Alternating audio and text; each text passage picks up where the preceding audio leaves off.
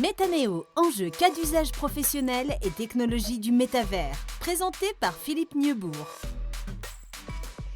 Bonjour à tous, bienvenue sur Métanéo, le podcast où on vous parle du métavers, mais sous l'angle professionnel. Nous sommes aujourd'hui avec Mathieu Flegg. Mathieu Flegg est directeur de la stratégie RH et de la transformation chez Scorus. Mathieu, bonjour. Bonjour. Alors, expliquez-nous peut-être en deux mots pour qu'on connaisse un peu Scorus. Qu'est-ce que vous faites, qu'est-ce que vous proposez? Alors, Scorus, c'est un cabinet conseil en transformation numérique et qui est spécialisé dans l'accompagnement des fonctions RH, IT et finance. Et j'ai aussi, moi, un rôle de digital advisor, donc de conseiller interne sur les sujets du numérique, sur les sujets marketing et RH en plus.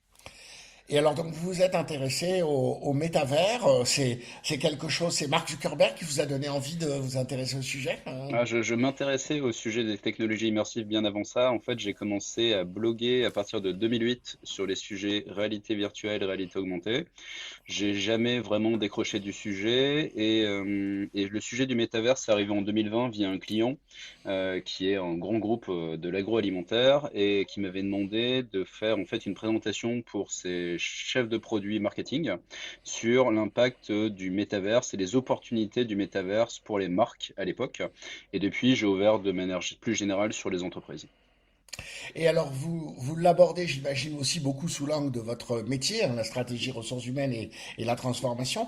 Si on fait le lien entre métavers et travail, est-ce que le métavers, c'est, selon vous, le futur du travail? Alors, le métavers peut être le futur de beaucoup de choses. En tout cas, la promesse initiale, c'est d'avoir un environnement. Alors, déjà, on peut se redire un peu ce qu'est la définition d'un métaverse, hein. C'est un réseau qui est dit persistant, évolutif, avec beaucoup de monde qui sont interconnectés, où les gens interagissent en temps réel. Et à l'intérieur de cet univers, on peut travailler, on peut interagir socialement, on peut acheter des choses, on peut jouer, on peut même créer. Et donc, on pourrait se dire que le métavers est un peu une sorte de duplicata numérique du monde réel.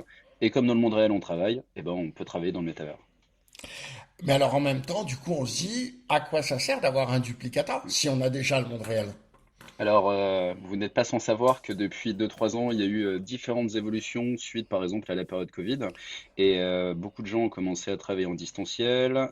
Ça a créé aussi une distance vis-à-vis des collaborateurs dans l'entreprise. Il y a des liens sociaux qui se font moins que précédemment. Et en fait, on va pas revenir en arrière en disant que tout le monde va revenir au bureau et que bah, le monde est tel qu'il était en 2019. Il y a une volonté, beaucoup de personnes quand même, d'être aussi dans cette logique presque hybride. Et on voit aussi que le côté distanciel a ses limites. Les petites discussions autour de la machine à café, la proximité qu'on peut avoir, bah, on les a plus tant que ça quand on est totalement en distanciel. Et l'idée d'avoir en tout cas des environnements immersifs, c'est de pouvoir recréer aussi ces espaces où bah, plutôt que bah, voilà, on finit une réunion et ensuite on est seul devant son écran, on est dans un univers immersif, par exemple, et on se balade dans cet univers immersif, et par hasard, on croise des collègues, on leur parle de sujets divers et variés. Et donc, c'est un peu plus. En fait, on remet quelque chose de plus concret et qui a un peu plus de sens, peut-être, dans le distanciel, et on essaie de se rapprocher de l'expérience qu'on a quand on est en physique. Là, on voit qu'on est un peu limité, peut-être, et donc on recrée des moments qu'on a un peu perdus en passant en distanciel. En même temps, ce ne sont pas forcément les moments qui peuvent paraître les plus importants. Par exemple, là, on peut le dire à nos auditeurs, on est au travers d'une plateforme en ligne, on se voit, on a la caméra, c'est presque comme si on était assis à une table et le micro en face. Est-ce que c'est pas ça le plus important? Est-ce qu'on a besoin de recréer le lien machine à café, des trucs comme ça, qui ne servent pas forcément à grand-chose? Alors, je sais pas si ça sert pas à grand-chose. En fait, moi, par exemple, pendant longtemps sur mon CV, je marquais que j'étais technophile humaniste. Donc, je suis quelqu'un qui adore le numérique et la technologie, mais j'aime aussi beaucoup l'humain. Au même titre que je suis quelqu'un de très connecté, par exemple sur les réseaux sociaux ou dans des plateformes numériques, j'ai besoin de venir souvent au bureau pour capter aussi les personnes. Et ce qu'on pourrait se dire, c'est que il n'y a pas une sorte d'universalité de la façon de vivre le travail. Si je prends un parallèle, aujourd'hui, il y a beaucoup d'entreprises qui ont mis en place le flex office. Le flex office, c'est chacun peut se mettre où il veut et voilà, et on n'a plus de bureau attitré. Mais en fait, dans la vraie vie, il y a des gens qui ont peut-être envie d'avoir un bureau parce que ça les rassure, ils ont leurs habitudes, et il y a des gens qui ont envie de travailler allongé sur un canapé. Je peux prendre un autre exemple. On parle de l'holacratie. Holacratie, c'est une sorte de doctrine, une orientation qui dit bah, on n'a plus besoin des managers. Mais moi, pour être manager aussi, hein, pour avoir accompagné quand même quelques personnes sur le chemin, bah, il y a des personnes qui ont besoin d'être autonomes et qui ont peut-être pas besoin d'avoir un manager au quotidien, mais il y a aussi des personnes qui ont besoin d'avoir cet accompagnement-là. Donc pour moi, le côté absolu de se dire oui, bah, on fait tout en numérique ou alors on fait tout en présentiel, ça n'a pas de sens.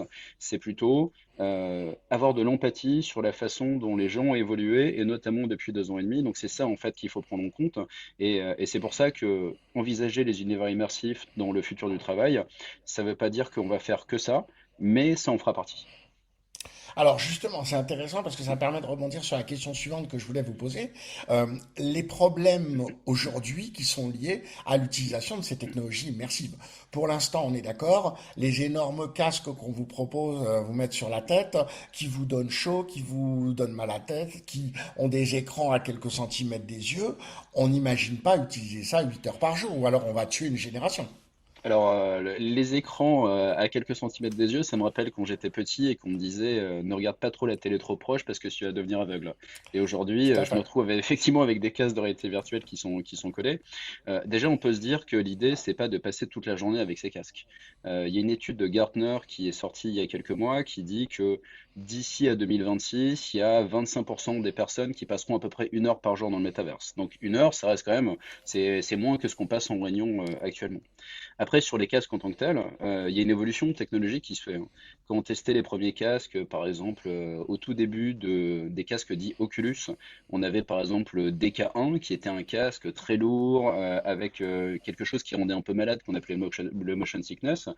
Aujourd'hui, quand on voit par exemple l'annonce de Meta et de son nouveau casque qui s'appelle le MetaQuest Pro, bah, c'est des casques qui sont mieux équilibrés, qui sont plus légers, qui ont une meilleure façon de visualiser aussi les images qu'il peut y avoir en face, qui chauffent moins. Donc il y a beaucoup d'éléments en tout cas pour que le confort soit maximisé.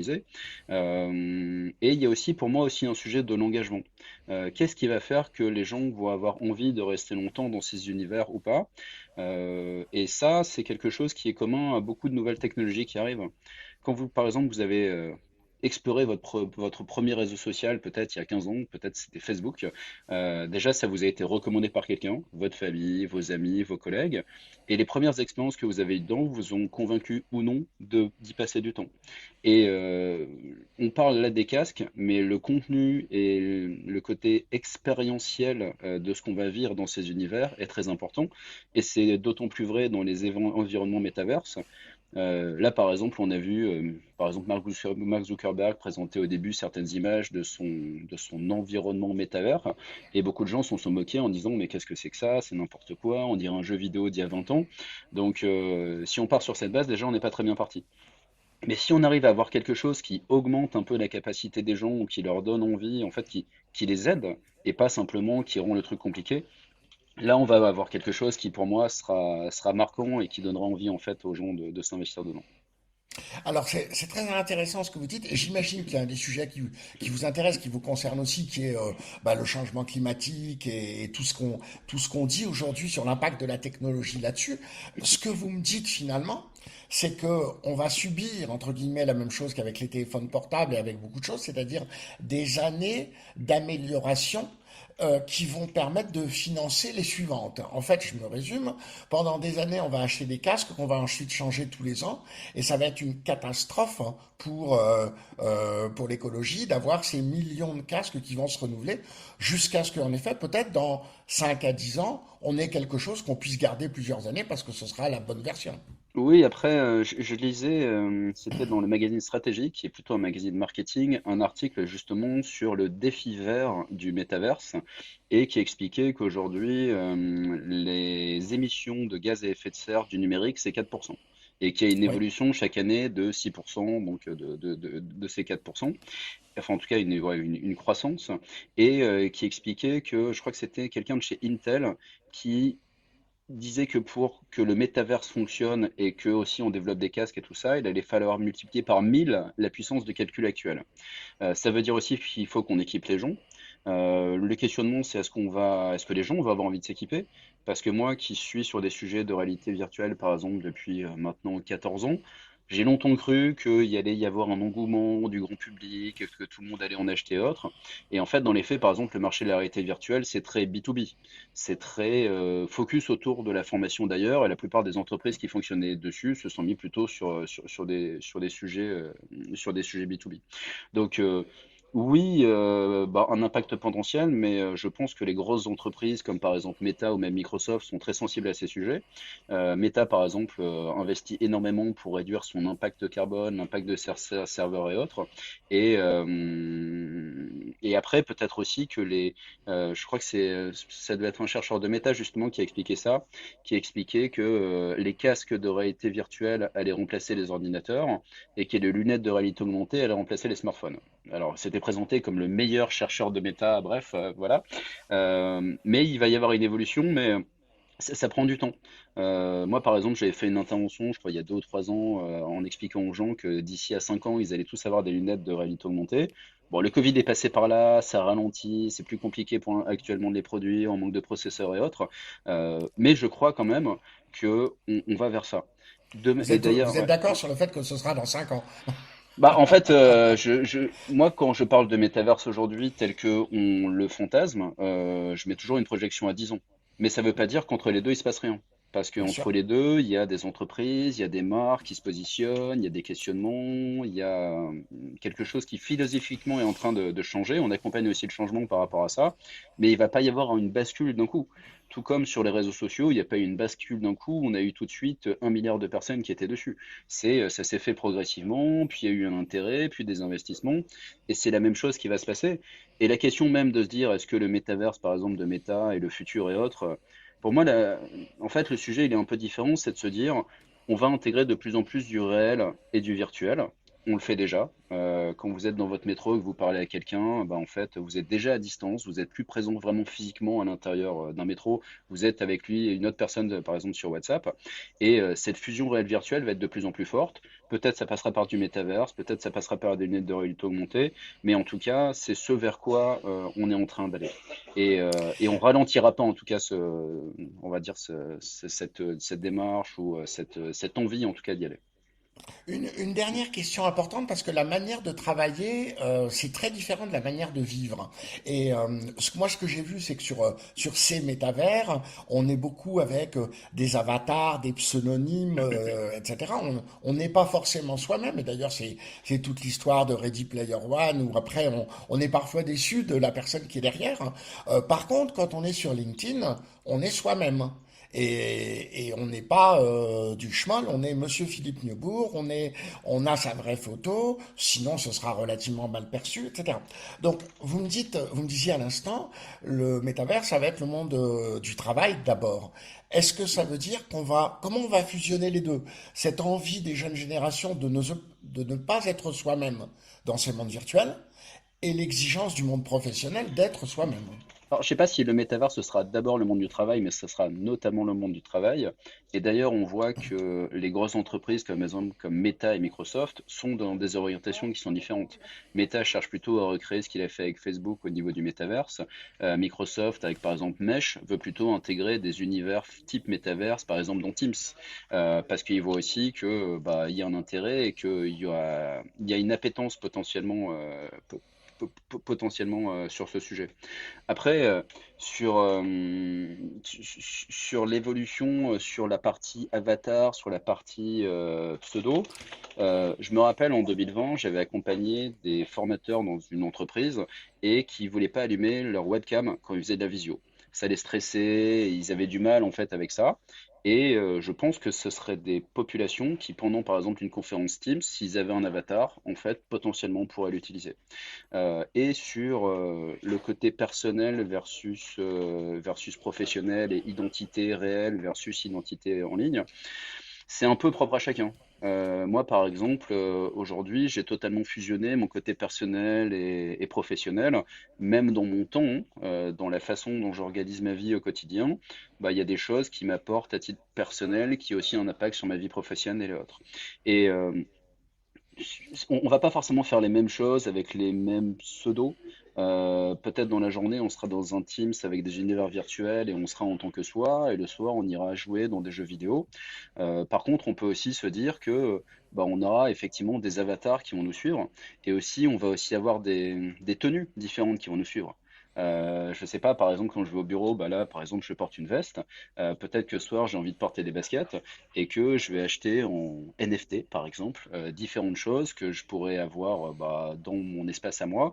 Et en fonction du moment, en fonction de ce que j'ai envie de présenter, peut-être je vais avoir un avatar différent, peut-être que je vais avoir un accoutrement différent, peut-être que je vais avoir une façon de me présenter qui est différente. Mais c'est un peu la même chose dans la vraie vie. On n'est pas pareil avec ses amis, qu'on est peut-être avec les gens de son travail. On s'habille pas pareil. Le week-end, je pense que quand on me croise, je suis pas en costume cravate. Je suis plutôt de manière détendue avec femme et enfants. Donc ce sujet-là enfin, m'inquiète pas trop. Au même titre qu'aujourd'hui sur les réseaux sociaux, bah, par exemple, on peut se dire tiens, les plus jeunes, est-ce qu'ils font assez attention à leur identité?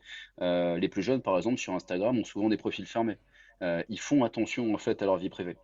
Mais ce que vous dites, pour moi, cache un petit sujet derrière qui est un peu le sujet, j'allais dire générationnel, même si j'aime pas ça, parce qu'en fait, c'est un peu donner des clichés, mais il va y avoir des évolutions à différentes vitesses en fonction des personnes et en fonction des sensibilités. Et ça implique aussi quelque chose qui est important, qui est l'accompagnement au changement, notamment dans les entreprises, de comment est-ce qu'on va aider les différentes personnes dans l'entreprise à intégrer ces univers, à travailler là-dedans et à se mettre avec un peu leur propre ADN, ce qu'ils sont profondément.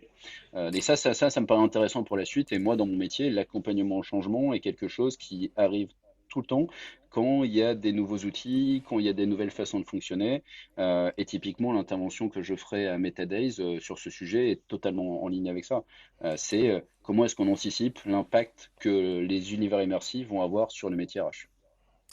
Je trouve très intéressant cette notion d'accompagnement. Je trouve simplement que parfois, il est un peu à sens unique, c'est-à-dire que on dit, on va expliquer aux boomers des entreprises comment travailler avec les jeunes générations. On veut pas trop aller expliquer aux jeunes générations comment il faudrait qu'ils travaillent avec leur patron. Et je pense que chacun a peut-être une partie du chemin à faire pour se rapprocher de l'autre, hein. C'est Alors, pas juste les boomers qui ont changé. Alors c'est pour ça que j'ai dit que j'aimais pas trop le côté un peu cliché générationnel parce que je connais par exemple des gens qui ont 60 ans, qui sont des très bons amis et qui sont hyper sachants en numérique et qui enterrent tout le monde sur le sujet. Je connais aussi des étudiants qui sortent d'école où on se dit ok, ils doivent bien connaître les réseaux sociaux, ils doivent bien connaître le numérique et en fait ils ont une connaissance personnelle, ils en ont pas une connaissance de ce qu'on fait dans une entreprise. Ils savent pas faire une stratégie avec ça, ils savent pas vraiment l'utiliser. C'est juste qu'ils sont plus habitués, on va dire à ça. Après, sur ce que vous disiez, par exemple, sur des sujets un peu différents, moi, par exemple, je fais ce qu'on appelle du reverse mentoring. Le reverse mentoring, c'est par exemple, quelqu'un de la jeune génération qui va voir quelqu'un d'un comité de direction et qui va lui expliquer certains sujets, mais aussi en contrepartie, la personne du comité de direction va expliquer à la personne de la jeune génération comment est-ce qu'on peut évoluer, comment on doit se positionner, c'est quoi l'entreprise. Donc effectivement, c'est ce mix.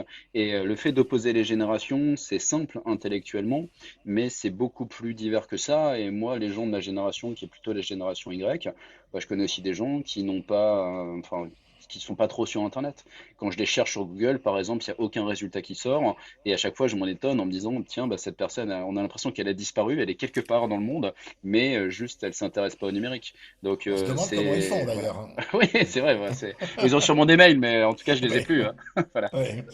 Mais écoutez, c'était très intéressant. On a abordé plein de sujets. Bah, donc merci beaucoup Mathieu Flegre. Je rappelle donc que vous êtes directeur de la stratégie RH et de la transformation chez Scorus. Et bah, merci beaucoup de nous avoir accordé ces quelques minutes, hein. Merci beaucoup. On se retrouve très bientôt sur Métaneo pour de nouvelles interviews.